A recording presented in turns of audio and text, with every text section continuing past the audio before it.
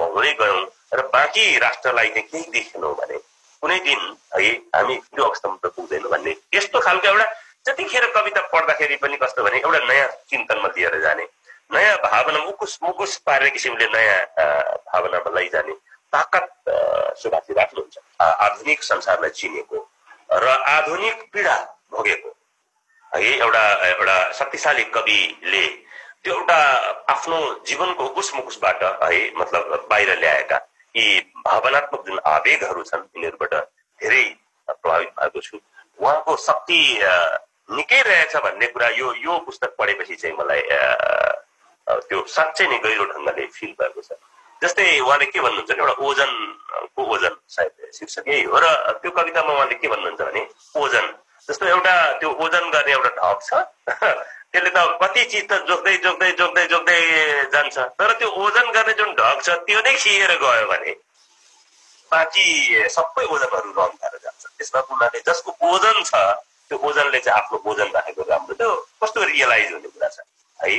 किनभने हामीले त जस्तो राजतन्त्र भन्यो, राजतन्त्रले त आफ्नो ओजन नै राख्नु सकेन, त्यो त बिल्कुल त्यसले त अर्थ गुमाएर गयो है। अनि प्रजातन्त्र भन्यो, प्रजातन्त्रमा पनि हामीले त त्यसै गरी अर्थहरू त गुमाउँदै गयौँ है। प्रजातन्त्र हेर्ने बित्तिकै प्रजातन्त्र पनि केही हो र भन्ने मान्छेमा त्यो भावना आयो, किन आयो त्यस्तो? अहिले गणतन्त्र पनि ठिक त्यस्तै भइरहेछ। ओजनमा बस्ने मान्छेहरूले ओजनहरू हराउँदै जाने हो भने है, ओजनमा ओजनदार फिलोसोफी दर्शनहरूले आफ्नो ओजन गुमाउँदै जाने हो भने, ठुल्ठुला कुराहरूले आफ्नो ओजन र अर्थहरू गुमाउँदै जाने हो है। मतलब हाम्रो वास्तविकता के होला भोलि गएर भन्ने त्यो एउटा नयाँ दृष्टिकोण भएको कवितामा छ। म उहाँलाई एउटा आजको समयलाई हेरेर एउटा लामो रेन्जको भोलिसम्म पनि पढिने है मेरो टाइपको कविले पनि धेरै पटक चिन्तन गर्नुपर्ने है, धेरै गहिरो सोच्नुपर्ने जुन कविताहरू दिनुभएको छ, यो कविताहरू हाम्रो आजको समयको प्राप्ति हो भन्ने म विश्वास छु। म सुभाषजी, कवि सुभाष खनाल ज्यूलाई उहाँको एउटा महायात्रा, एउटा ओडिसी, एउटा लामो जर्नीमा अझ अगाडि जान